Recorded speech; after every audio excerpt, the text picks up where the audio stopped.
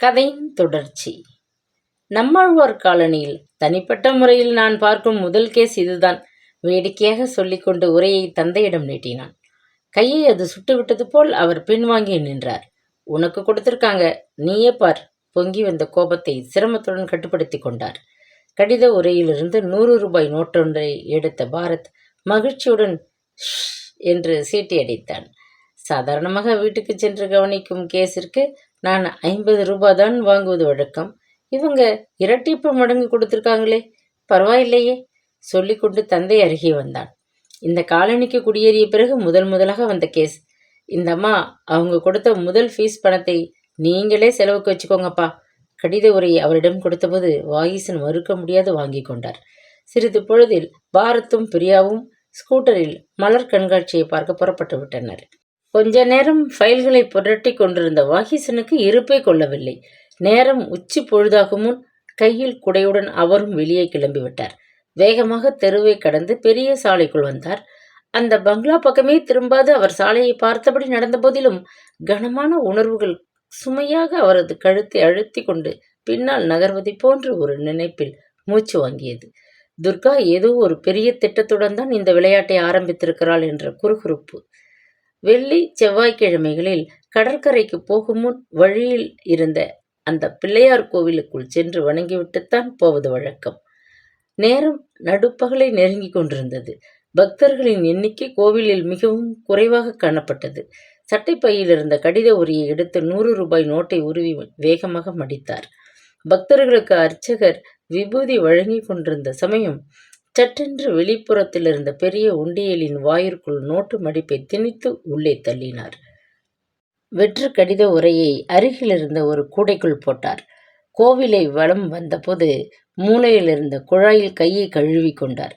இதுவரை கைகளில் ஒட்டி கொண்டு அருவருப்பை தந்த அழுக்கை கழுவி சுத்தமாக்கிவிட்ட உணர்வு, ஒரு நிம்மதி அவருக்கு ஏற்பட்டது.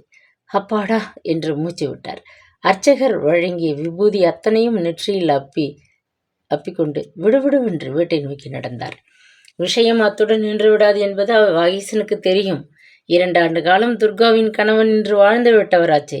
முரட்டு பிடிவாதமும் மூர்க்க குணமும் பிறர் உணர்வுகளை தன் காலடியில் போட்டு மிதிக்கும் பேய் மனமும் கொண்டவள் அவள். அவளை திருத்தி நல்லதொரு குடும்ப பெண்ணாக மாற்றி அமைக்க அவர் பட்டப்பாடு அனைத்தும் வீண் என்பதும் தெரிந்த கதைதான். இப்பொழுது அவள் எதற்காக அவரை பழிவாங்கும் திட்டத்துடன் அங்கே குடி வந்திருக்கிறாள்? காலை சுற்றின பாம்பு கடித்துத்தானே தொலைக்கும். அவர் அடுத்தபடியாக செய்ய வேண்டியது என்ன? ஏன் பாரத்திடம் பயப்பட வேண்டும்? மகனை அருகில் உட்கார வைத்துக்கொண்டு மனம் திறந்து எல்லாவற்றையும் சொல்லிவிட்டால் பூட்டி வைத்துக்கொண்டு ரகசியத்தின் சுமைத்தாலாது நெஞ்சு விரிந்துவிடும் போன்ற ஒரு வேதனையில் அவர் தவிப்பானேன்? குழம்பிக் கொண்டு அவர் ஆபீஸிற்கும் வீட்டிற்கும் அலைந்து கொண்டிருந்தார். நாட்கள் நழுவின. அன்று இரவு உணவுக்கு பின் அவர்கள் இருவரும் முன்னறைக்கு வந்தனர். பாரத் தவணை முறையில் டிவி ஒன்றை வாங்கி முன்னறையில் வைக்க ஏற்பாடு செய்திருந்தான். அன்றுதான் கம்பெனி ஆட்கள் அதை கொண்டு வந்து வைத்து ஆண்டனாவை மாடியில் அடித்து நிறுத்திவிட்டு போயிருந்தார்கள். தன் சம்பாத்தியத்திலே அப்படி ஒரு சுகபோக பொருள் வாங்கி சேர்த்து விட்டதிலே அவனுக்கு மகிழ்ச்சி. இரவு வேளையில் தனியே வீட்டில் இருக்கும் தந்தைக்கு பொழுது சுலபமாக போக அது தேவைப்பட்ட பொருள் என்ற எண்ணம். டெலிவிஷன் பெட்டியை திருகினான். தமிழில் செய்தி ஒளிபரப்பாகி கொண்டிருந்தது. அப்பா, இப்படி வந்து உட்கார்ந்து கொள்ளுங்க. நாற்காலி ஒன்றை இழுத்து போட்டு அவருக்கு உபச்சாரம் செய்தான். 8:30 மணிக்கு ஒரு நாடகம் இருக்கு சொல்லிக்கொண்டு அருகில் இருந்த ஆசனத்திலும் மகன் வந்து உட்கார்ந்தான். சுருக்கென்று ஏதோ ஒன்று மனதை குத்துவது போன்ற வேதனை அவருக்கு. இன்னும் கொஞ்ச நாளில் ஒரு பெரிய நாடகம் நம் வீட்டிலேயே நடக்கப் போகிறது. பார்க்க போகிற. சொல்ல வேண்டும் போல் உதடுகள் துடித்தன. வார்த்தைகள் நெஞ்சிலே தங்கிவிட்டன. களைப்பாக வேலையிலிருந்து திரும்பி வந்திருக்கும் மகனிடம் அந்த விஷயத்தை இப்போதா பேசுவது? வாயில் அழைப்பு மணி கிரென்று ஒலித்ததும் அவர் திடுக்கிட்டு போனார். அவர் எதிர்பார்த்தது வீண் போகவில்லை. துர்காவின் வீட்டு வேலையால் வராந்தாவில் நின்று கொண்டிருந்தான். கார் டிரைவருக்கு தாங்க முடியாத வயிற்று வலி. அம்மா கூட்டி வர சொன்னாங்க கையோட என்றான் அவன். வாகிசன் ஆத்திரத்தை அடக்க மாட்டாது எழுந்து நின்றார். இந்த தெருவுக்கு எதிரே தெரியும் பெரிய சாலையில ஒரு பிரபல டாக்டர் இருக்கார். எந்த நேரத்துக்கும் வருவார். போய் கூப்பிடு சொல்ல வேண்டும் என்ற கோபத்துடன் வாசலுக்கு வந்தவர் கையை மகன் பிடித்து இழுத்து உட்கார வைத்தார். இப்பத்தானே நீ ஆஸ்பத்திரியிலிருந்து வந்த, அதுக்குள்ள முணுமுணுத்தார் தந்தை. வைத்திய தொழிலில் நேரங்காலம் பார்க்க முடியுமாப்பா? நீங்கள் நாடகத்தை பார்த்துட்டு இருங்கோ, நொடியில் வந்து விடுகிறேன். மருந்து பையுடன் வேகமாக அவன் வெளியேறிவிட்டான். மகன் திரும்பி வந்தபோது அவர் தமது ஆவலை காட்டிக்கொள்ளவில்லை. ஆனாலும் நினைவு நாடகத்திலே நிலைக்க மறுத்து அலைபாய்ந்து கொண்டிருந்தது. ஒன்றுமில்லை, ஏற்கனவே ஆசாமி வயிற்று நோவுக்காரன், எங்கேயோ பார்ட்டியில் காரமாக சாப்பிட்டுட்டு இருக்கிறான். பயப்படுகிற அளவுக்கு ஏதுமில்லை. மருந்து எழுதி கொடுத்துட்டு வந்தேன். ஃபீஸை பின்னால் செக்காக அனுப்புகிறதாக அந்த அம்மா சொன்னாங்க. அதுக்கு என்னன்னு தலையாட்டிட்டு வந்துட்டேன். உதட்டை கடித்து கொண்டு மௌனமாக இருந்தார் வாகீசன். இன்னும் சில நாட்களுக்கு பின்னர் ஒரு நாள் மாலை கதவு தடதடவென்று இடிக்கப்பட்டது. துர்காவின் பங்களா குர்கா வாசலில் நின்று கொண்டிருந்தான். சமையலால் பெண்கட்டுக்கு பக்கம் போனவன் காலில் பீங்கான் குத்தி ஒரே ரத்தம். அம்மா பயப்படுகிறாங்க, உங்களை கூட்டி வர சொன்னாங்க என்றான். இந்த முறையும் தந்தை தடுத்ததை மறுத்து அவன் புறப்பட்டு விட்டான். காயம் அப்படி ஒன்றும் பிரமாதமானதாக இருக்கவில்லை. சுண்ணாம்பை பூசி அவன் வருவதற்கு முன்பே சமையல் ஆள் காலில் பலமாக ஒரு கட்டு போட்டு கொண்டு விட்டிருந்தான். உட்காருங்க என்று உபசரித்தாள் வீட்டின் தலைவி. இரத்தத்தை கண்டாலே எனக்கு ரொம்ப பயம். ஒரு தடவை தெருவிலே நடந்த ஒரு விபத்தை பார்த்துட்டு நான் அப்படியே மயக்கம் போட்டு விழுந்து விட்டேன். வரிசையாக முத்து கோர்வை போல பளிச்சிட்ட பொருட்கள் தெரிய அவள் சிரித்தாள். ஆமாம், இந்த அம்மாவுக்கு வயசு என்ன இருக்கும்? ரொம்ப இளமையாக இருக்காங்களே, ஏதாச்சும் உண்டோ? சிகிச்சைக்கு வந்தவனுக்கு வேண்டாத விவரங்கள் தேவையில்லை என்று எண்ணியபடி அவன் எழுந்து போக முயன்றபோது அவள், இருங்கோ, உட்காருங்க, இப்பதான் ஆஸ்பத்திரியிலேருந்து களைச்சி போய் வந்திருப்பீங்க, அதற்குள்ள நான் கூப்பிட்டு அமர்க்கலம் பண்ணிவிட்டேன். உரிமையோடு உபசரித்தபடி சமையலால் நொண்டிக்கொண்டே தூக்கி வந்த மரத்தட்டை வாங்கி வட்ட மேஜை மீது வைத்தாள். அதன் மேல் போர்த்தி இருந்த கொசுவலை விரிப்பை எடுத்து நாசுக்காக மடித்து அப்பால் வைத்துவிட்டு, தேநீருக்கு நீங்கள் சர்க்கரை போட்டுக்கிறது உண்டல்லவா? பால் அதிகம் சாப்பிட மாட்டீங்க போல இருக்கு.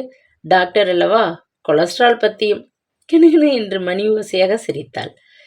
விலை உயர்ந்த கோப்பைக்குள் பாலை கொஞ்சம் வார்த்து அளவோடு தேநீரை ஊற்றி அவள் நாசுக்காக கையில் ஏந்தி கொண்டு வந்து கொடுத்த விதத்தை கண்டு பிரமித்து போய்விட்டான் அவன்.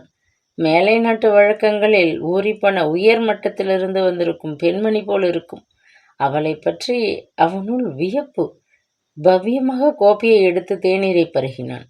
அடடா, உங்களுக்காக தயாரித்த இந்த ஸ்கான்சிஸ்களை ருசி பார்க்க வேண்டாமா? எனக்கு பேக்கிங் செய்ய தெரியும், கற்றுக்கிட்டேன். அதுக்காகவே ஒரு பெரிய குக்கிங் ரேஞ்சை அமெரிக்காவிலிருந்து கொண்டு வந்தேன். டியூட்டி ஃபைன்னு பல்ல தட்டிட்டாங்க கஸ்டம்ஸ்காரங்க. ஆனாலும் குற்றமில்லை. எனக்கு வேண்டிய ரொட்டி, பிஸ்கட், கேக் எல்லாம் நானே பேக் பண்ணிக்கிறேன். கண்ணங்குழிய மெல்ல சிரித்தாள் அவள். ஸ்கான்ஸ் வில்லை ஒன்றை எடுத்து வெண்ணெய் தடவி அதன் மீது துளி ஜாமை வைத்து அவள் பரிவுடன் அவனிடம் தட்டை நீட்டியபோது அவனால் மறுக்கவே முடியவில்லை. நீங்களே இதெல்லாம் செய்கிறீங்கிறத நினைச்சி ஆச்சரியமாக இருக்கு என்று கூறிவிட்டு மெல்ல அந்த வில்லையை வாயில் வைத்து கடித்தபடி அறையை நோட்டம் விட்டான். முதல் நாள் வந்தபோது ஏற்பட்ட அதே பிரமிப்பு அவனுக்கு. மறுபடியும் அந்த அலங்கார பொருட்களை வியப்புடன் வைத்த வழி வாங்காது பார்த்து கொண்டிருந்தான். எதிர்பக்கத்து சுவற்றிலே ஒரு படம். பிரெஞ்சு நாட்டு ஓவியன் யாரோ தீட்டிய சித்திரத்தின் பதிவு காப்பி. அழகி ஒருத்தி தன் பொன்னிற கூந்தல் தோளில் புரள மரத்தின் பின்பக்கத்திலிருந்து சிரித்த தன் முகத்தை காட்டியபடி எட்டி பார்க்கும் நிலை. இலையுதிர் காலத்து சூழ்நிலையில் அந்தி சூரியன் தரையில் சாய்ந்த குவியல். சித்திரம் பிரமாதமாக தான் இருந்தது. உங்களுக்கு அந்த படம் பிடிச்சிருக்கா? எனக்கு கூட ரொம்ப பிடிச்ச படம் சொல்லிக்கொண்டே அவள் எழுந்திருந்தாள். இதுவரை அடக்கி கொண்டிருந்த அவள் அவனையும் அறியாது பேரிட்டது. இத்தனை பெரிய பங்களாவில் தனியாக இருக்கிறீர்களே, சிரமமாக இல்லையா? காலோடு தலைவரை அவனை ஏற இறங்க பார்த்துவிட்டு கலீர் என்று சிரித்தாள் அவள். நான் சாதாரணமாக சட்டென்று எதற்கும் பயந்து விடுவதில்லை. கொஞ்சம் துணிவு நிறைஞ்சவள்னு சொல்லலாம். வர வர தனியாக இருக்க ரொம்ப கஷ்டமாக தான் இருக்கு டாக்டர். கேள்விப்பட்டிருப்பீங்க, தனிமை என்பது மனித வர்க்கத்தின் எதிரி. திடுக்கிட்டு போனான் அவன். மேல் மட்டத்திலிருந்து வரும் பணக்காரி மட்டுமல்ல அந்தம்மா, படித்தவங்க கூட போல இருக்கு. ரொம்ப சாதுரியமாக பேசுகிறார்களே. வியப்புடன் அவளை ஊன்றி பார்த்தான். எனக்கு நெருங்கிய உறவுக்காரங்க இருக்கிறாங்க. அப்படியா? அவங்களுக்கும் உங்களுக்கும் மேலே பேச துணியாது சட்டென்று நிறுத்திவிட்டான் பாரத். ஒரு காலத்தில் மனஸ்தாபம், இப்போ எனக்கு அவங்க மேலே அனுதாபம்தான் ஏற்பட்டிருக்கு. அப்படியா? அதற்கு மேல் விவரம் கேட்பது மரியாதை இல்லை என்று எண்ணியபடி அவன் சட்டென்று எழுந்து விடைபெற்று கொண்டான். மகன் கூறிய அனைத்தும் கேட்ட வாகீசனுக்கு மெத்த அதிர்ச்சி. துர்கா தன் சதித்திட்டத்தை வேகமாக தான் ஆரம்பித்து விட்டிருக்கிறாள். இதை இப்படியே போக அனுமதிப்பது தவறு ஆகும். இதற்கு உடனடியாக முடிவு கட்ட வேண்டும். அன்றிரவு அவருக்கு உறக்கமே வரவில்லை. படுக்கை மீது அலுப்புடன் புரண்டார். உள்ளத்து எண்ணங்களும் கூடவே புரண்டன. அப்பொழுது அவர் சென்னை நகரத்தில் கம்பெனி ஒன்றில் கணக்கர் வேலை பார்த்து வந்தார்.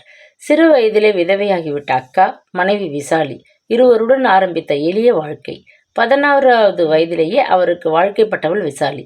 கிராமத்து பெண், கபடமே தெரியாத பச்சை குழந்தை உள்ளம். புக்ககம் வந்து மறு வருஷமே அவளுக்கு அடுக்கடுக்காக நோய்கள் வந்தன.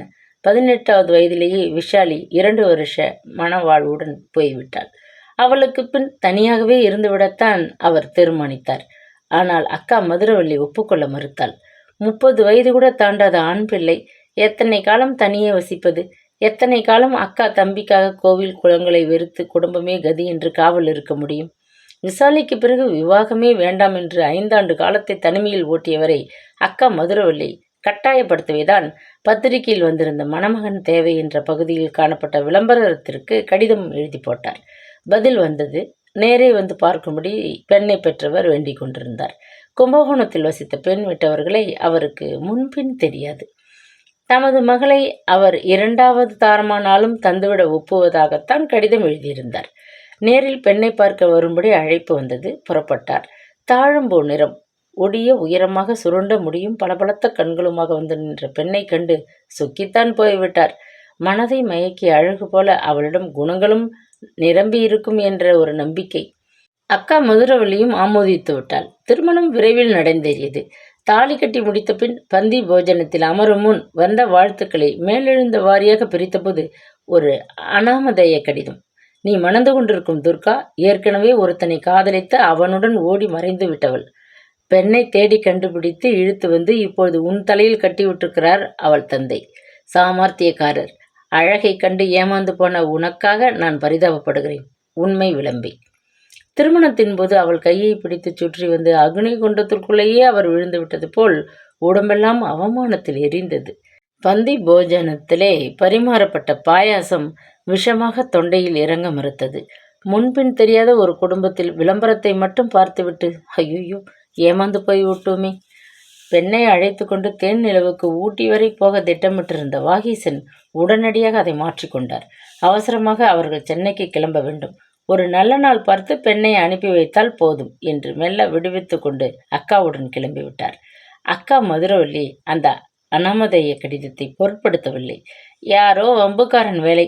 கல்யாணங்களை கெடுக்க இப்படி சில வீணர்கள் புறப்படுவது சகஜம். எதையும் ஆராயாது ஒரு முடிவுக்கு வரக்கூடாது. அழுத்தமாகவே சொல்லிவிட்டாள். ஒரு நல்ல நாளில் பெண்ணை கொண்டு வந்து சேர்ப்பிக்கும்படி கடிதமும் எழுதி போட்டு விட்டாள். 1 மாத காலத்திற்கு பின்னர் துர்கா தன் தந்தையுடன் புக்ககம் வந்து சேர்ந்தாள். பெண்ணை அவர் கையில் ஒப்படைத்துவிட்டு தந்தை அடுத்த ரயிலுக்கே ஊருக்கு புறப்பட்டு சென்று விட்டார். மதுரவள்ளி சொன்ன சமாதானங்களை நம்ப தயாராக இல்லை அவர். வந்த முதல் நாளே தம் புது மனைவியை வெளியே அழைத்து சென்றார். உல்லாசமாக ஊரை சுற்றி காட்ட அல்ல, கடற்கரையிலே போய் அமர்ந்து கொண்டு யாருமில்லாத சூழ்நிலையில் அந்த கடிதத்தை பற்றிய உண்மைகளை தெரிந்து கொள்ளத்தான். தேங்காய் மாங்காய் சுண்டல்களை தின்று முடித்துவிட்டு கடலை சிறிது நேரம் வெறித்து பார்த்து நேரத்தை ஓட்டிவிட்டு முடிவில் துணிவுடன் அந்த கடிதத்தை பையிலிருந்து எடுத்து அவளிடம் கொடுத்தார். இந்த கடிதத்தில் கண்டிருக்கிற சங்கதியை பற்றி எனக்கு விவரம் தேவை. இது யாரோ பொறாமைக்காரன் எழுதியிருக்கலாம். பயப்படாதே, இதெல்லாம் உண்மை இல்லையே. அதை மட்டும் சொன்னால் போதும். கனிவாகத்தான் கேட்டார். அவள் அழகில் கொண்ட மயக்கத்திலிருந்து அவர் இன்னமும் பூராவாக விடுபட்டிருக்கவில்லை. உதட்டை கடித்துக்கொண்டு மிரட்சியாக அவள் அவரை பார்த்தாள். இந்த கடிதத்தை யார் எழுதியிருக்காங்கன்னு எனக்கு தெரியும். நானும் அவரும் ஒருவரை ஒருவர் காதலிச்சோம். வேறு ஜாதிக்காரருன்னு அப்பாவுக்கு பிடிக்கலை. போன வருஷம் அவருடன் நான் வீட்டை விட்டு வெளியேறிவிட்டேன். எங்கேயாவது கோவிலில் போய் கல்யாணம் செய்து கொள்றதுன்னு முடிவு செய்துட்டு நாங்கள் 2 பேரும் ஓட்டலில் பெங்களூரில் தங்கியிருந்தப்போ அப்பா கண்டுபிடிச்சி அடித்து அழைச்சிக்கிட்டு வந்து அந்த உண்மையை அவளே ஒப்புக்கொண்டதை கேட்டு ஆத்திரத்தில் பதைத்து போனார். இதையே உன் அப்பன் என்னிடம் சொல்லலை? சீறினார். சினம் தாங்காது. ஏன் சொல்லணும்? எப்படியாவது கல்யாணம் பண்ணினால் போதும்னு அவர் நினைச்சார். நீங்கள் என்னை கூப்பிட்டு ஒரு வார்த்தை கேட்டீங்களா? எத்தனை பெரிய மோசம் செய்துட்டார் உங்கப்பா. கல்யாணம் ஆவதற்கு 2 நாள் வரைக்கும் எனக்கும் தெரியாது நீங்கள் 2ஆம் தாரருங்கிற உண்மையை என்கிட்டையும் மூடி வச்சிட்டார் என்னப்பா. என்னையும் தான் மோசம் செய்துட்டார். பொங்கி வந்த ஆத்திரத்தை அடக்க மாட்டாது சீறினார் வாகீசன். 2ஆம் தரம் என்பது உனக்கு கேவலமா? ஏற்கனவே ஒருத்தனை காதலிச்சு ஒரு பெண் தவறி போய்விட்டாள் என்றால் உங்களுக்கு மட்டும் கேவலமாக தோணுதோ? ஏற்கனவே நடத்தை தவறியவள் மட்டும் அல்ல, பயங்கர வாயாடி. இவள் நமக்கு இனிமே சரிப்பட்டு வரமாட்டாள். பிறந்த வீட்டுக்கு திருப்பி அனுப்பி விட்டுத்தான் மறுவேளை. சரி, கிளம்பு வீட்டுக்கு. அதட்டி விட்டு எழுந்திருந்தார். அன்றிரவு வண்டிக்கே அவளது பெட்டி பாத்திரங்களுடன் அவளை பிறந்த வீட்டுக்கு அனுப்ப முடிவும் செய்து விட்டிருந்தார். அதை கேட்டு துர்கா அதிர்ந்து விடவில்லை. அவரை அசட்டையாகத்தான் உற்று பார்த்தாள். 20 வயதுதான் இருக்கும் அவளுக்கு அப்போது. அந்த சின்ன வயதிலே தவறான அனுபவம், தப்பான கொள்கைகள், வீணான பிடிவாதம். அப்படி அவள் ஒரு விசித்திரமான பெண். அவரது வாழ்வை குலைக்க இடையே திருமணம் என்னும் பந்தத்திலே புகுந்து கொண்டு விட்ட ஒரு அசம்பாவிதம். அக்கா மதுரவள்ளி அவரது முடிவை ஏற்க மறுத்து விட்டாள். கண்ணால பார்க்காததை மண்ணால மறைக்கணும்பாங்க. அதுதான் நல்ல மனுஷனுக்கு அடையாளம். தெரிஞ்சோ தெரியாமலோ தொட்டு தாலி கட்டிவிட்ட. இனி வச்சு காப்பாற்ற வேண்டியது நம்ம கடமை. சில நாட்கள் அவருக்கு ஒரே குழப்பம். பின்னர் அது எவ்வாறு நடந்தது என்று அவருக்கே தெரியாது. மௌனமாக அசட்டையாக அவருடன் கூடவே அதே வீட்டில் தொடர்ந்து வசித்து கொண்டிருந்தாள் துர்கா. பல ஆண்டுகள் வசித்த வீடு என்பதால் இடிந்த ஒரு கட்டடத்தின் மீது கூட மனித இதயத்தில் பாசமும் பிடிப்பும் ஏற்பட்டு விடுகின்றன. அழகான இளம் மனைவி என்ற நிலையில் அருகாமையிலேயே கூடவே வசித்து தொலைத்தனாலோ என்னவோ அவரையும் அறியாது அவள் மீது நாளடைவிலே பிடிப்பு ஏற்பட்டு விட்டது அவருக்கு. கடந்து போன கதையை மறந்து அவளுடன் நல்லதொரு கணவனாக தான் வாழ அவர் முயன்றார். பல வழியிலும் அவளை திருத்தி அடக்கமானதொரு குடும்ப பெண்ணாக மாற்ற அக்கா மதுரவள்ளியும் மிகவும் பாடுபட்டாள். துர்கா தாய்மை அடைந்தாள். குழந்தை பிறந்த பின்னர் அவளுக்கு குடும்பத்தின் மீது பொறுப்பு ஏற்படும். கணவன் மீது பாசம், நாத்தி மீது மரியாதை, பெற்ற குழந்தை மீது அன்பு என்று உணர்வுகள் பண்படைந்து விடும் என்று பெரிதும் நம்பினார். ஆனால் எத்தனை பெரிய ஏமாற்றம்! பாரத் பிறந்தான். ஏழ்மையான அவரது நிலையை பற்றி எடித்தெறிந்து பேசுவதும், தனக்கு அது வேண்டும் இது வேண்டும் என்று அடம் பிடித்து அவரை கடனாளியாக்குவதும் தொடர்ந்து கொண்டு போயின. அவரது குழந்தைக்கு தாயானாள். ஆனால் கட்டின கணவன் மீது கடுகளவும் அவளுக்கு மதிப்பே இருக்கவில்லை. அடிக்கடி குடும்பத்தில் சண்டை. கையை ஓங்கி அறியாத பண்பான வாகீசன் ஒரு தடவை ஆத்திரம் தாங்காது அவளை ஓங்கி கன்னத்தில் அறைந்து விட்டார். அதற்கு பின்னர் நிலைமை இன்னமும் மோசமாகிவிட்டது. இந்த சமயம்தான் மதுரவள்ளி அந்த மாபெரும் பிசகை செய்து விட்டாள். எப்படியாவது தம்பியும் அவன் மனைவியும் இணைந்து சண்டையில்லாமல் வாழ்ந்தால் போதும். குறுக்கே அவர்கள் வாழ்விலே முள்போல் நெருடிக்கொண்டு தான் கூட இருப்பது நல்லதல்ல என்ற எண்ணத்துடன் தான் பாரத் 1 மாத குழந்தையாக இருக்கும்போதே அவர்களை விட்டு அவள் தற்காலிகமாக தனது ஒன்றுவிட்ட சகோதரியுடன் கொஞ்ச காலம் தங்கியிருக்க மதுரைக்கு போய்விட்டிருந்தாள். இந்த சமயத்தில் பல நாட்களாக பூட்டி கிடந்த எதிர்பக்கத்து வீட்டின் முன்பகுதியில் குடிவந்திருந்த இளைஞனை பற்றி அவர் கவலைப்பட்டு கொள்ளவில்லை. அக்கா மதுரவள்ளி ஊருக்கு போன பின்னர் அந்த இளைஞனை ஒரு நாள் அவர் தம் வீட்டு வாசலில் பார்த்தார். கதையின் தொடர்ச்சி நாளை தொடரும். பகுதி 1 முதல் 4 வரை கமெண்ட் பாக்ஸில் இருக்கிறது. படிக்காதவர்கள் படித்து கொள்ளலாம்.